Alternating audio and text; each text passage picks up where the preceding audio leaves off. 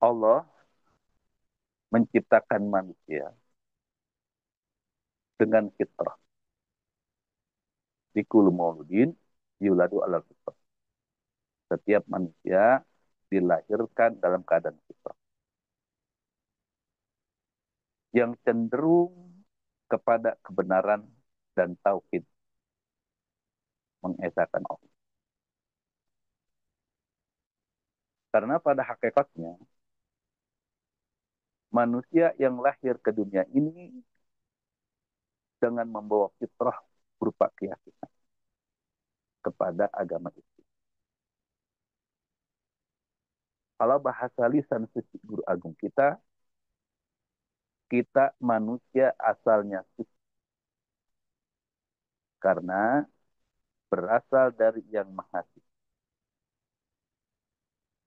Akan bisa kembali ke yang maha suci kalau diri kita sudah kembali suci.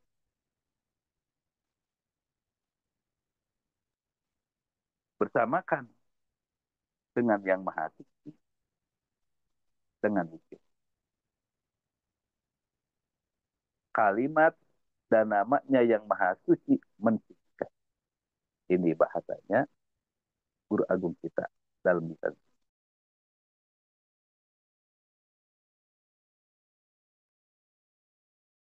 Allah Rabbul Izzah Jalla Jalaluhu berfirman dalam Al-Quran surat Ar-Rum ayat 30, Fa'akim wajhaka lidini hanifah.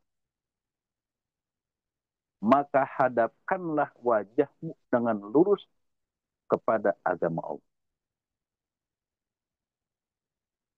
Maksud ayat ini adalah berpegang teguh kepada agama Allah, yaitu agama Islam, perintah Allah. Karena agama Islam itu adalah agama yang sesuai dengan fitrahnya manusia, yaitu Allah Maha Suci, agama Islam suci, manusia dilahirkan dalam keadaan. Tapi dengan seiring berjalannya waktu, maka fitrah yang sudah Allah tetapkan tersebut bisa berubah pada diri. Tapi bisa juga tetap tergantung dengan kondisi lingkungan di mana manusia itu berada. Sebab ruh itu dalam kalam suci guru kita, ruh itu seperti angin. Apabila angin itu melewati tempat yang bau, maka akan bau. Apabila angin itu melewati tempat yang wangi, maka wangi. Jadi kita bergaul pun harus memilih agar supaya ruh kita tetap tetap bersih, tetap. Jadi untuk menjaga kesucian inilah maka setiap manusia diwajibkan beriman kepada Allah. Sedangkan orang yang beriman wajib memeluk agama Islam secara kafah. Bagaimana perintah Allah dalam Al-Quran surat Al-Baqarah ayat surat 8, Ya ayyuhalladzina amanu dukhulu fisil kafah.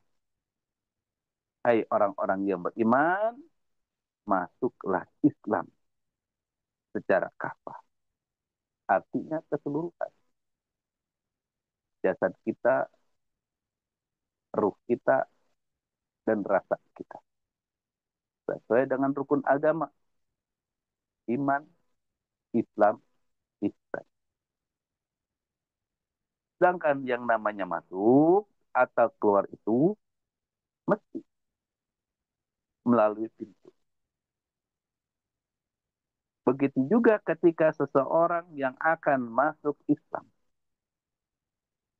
maka mesti melalui pintu. kadang kita suka berpikir, melihat bagaimana mereka memasuki agama mereka. Kristen dengan baiat, Islam dengan baiat. Cuma kalau Kristen dengan pembaptisan. Sedangkan Islam ikrar, berjanji setia, baiat, mengucapkan syahadat. Maka kita sudahkah berikrar, mengucapkan syahadat, berjanji, berbaiat ketika masa hidup kita belum mengenal thariqah?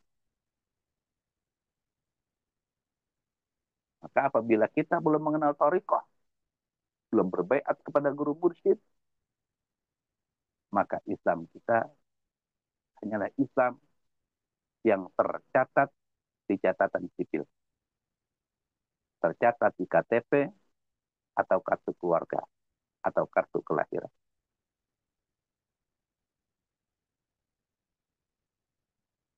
Jadi pintu masuk Islam itu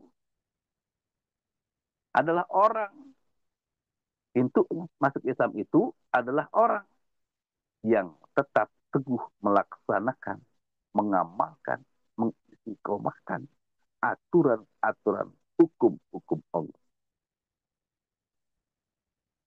Jadi mesti berbaiat, mesti masuk melalui orang yang mengamalkan, melaksanakan, mengistiqomahkan aturan-aturan hukum-hukum Allah. Inilah pintu masuk Islam. Sebab beliau adalah sebagai walian murid, pewaris risalah para nabi. Maka ketika kita masuk Islam secara kafah, mesti dengan proses talqin atau baiat kepada walian murid. Mengapa mesti talqin? Dan setelah talqin, seterusnya mesti istiqomah. Jawabannya adalah agar dia bisa mengetahui cara kembali kepada Allah dengan fitrah. Ditalkin zikir, berbaiat kepada walian mursyidah adalah agar kita bisa kembali kepada Allah Rabbul Izzah Jalla Jalaluh dengan keadaan fitrah.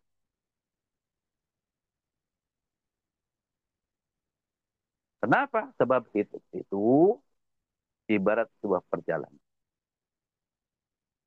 Hidup kita di atas dunia ini sebagai pengembara yang berada di dalam perjalanan. Kenapa? Kalau kita pergian, suatu saat pasti kita akan pulang. Sementara itu, kita bisa pulang kalau kita tahu arah menuju jalan pulang. Kalau kita tidak tahu arah menuju jalan pulang, maka kita akan tersesat. Maka kita membutuhkan petunjuk. Dan petunjuk itu tentunya berada kepada orang yang telah mengetahui jalan pulang. Jadi oleh karena itulah talqin mengajarkan ruh cara kembali kepada Allah. Karena ruhlah yang akan kembali kepada Allah, bukan jasad kita. Ruh yang asalnya suci, maka kembali kepada Allah pun mesti dalam keadaan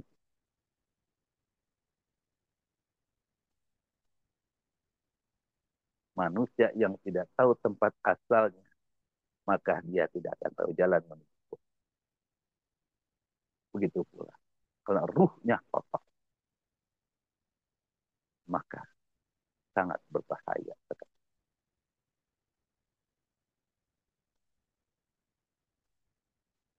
Jadi Islam sebagai agama yang lurus, yang mesti dipeluk oleh umat manusia. Tetapi sayang, kebanyakan manusia tidak mengetahui, yang akhirnya memilih jalan yang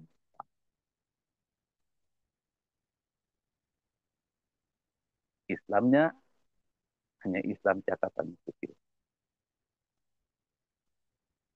Banyak yang tidak mau menerima talqin. Alergi kepada kalimat la ilaha illallah. Dibahasakan oleh lisan suci Abah Anom. Jangankan dibawa oleh kita. Dibawa oleh Nabi saja banyak yang tidak mau. Jangankan kepada kita. Ke Nabi saja banyak yang benci. Jangankan kepada kita. Ke Allah saja banyak yang tidak percaya. Ini sifat manusia. Manusia yang memperturutkan hawa nafsu. Diajak, dinasehati, tidak mendengar. Begitu pula mereka tidak mendengarkan kata hati. Maka orang yang demikian akan semakin terjerumus pada satu kesesatan. Akan tetapi, jika seseorang mendengarkan kata hati, menerima ajakan orang lain kepada kebaikan, untuk kembali kepada Allah, niscaya dia akan tergiring dan terjaring oleh Allah, yang pada akhirnya dipertemukan dengan walian mursyidah. Dipertemukan dengan walian mursyidah ini adalah sebagai pintu hidayah teragung, sehingga dia dapat memfitrahkan ruhnya untuk kembali kepada Allah dengan jalan talqin zikir dan istiqomah untuk mengamalkan, mengamankan, dan melestarikan.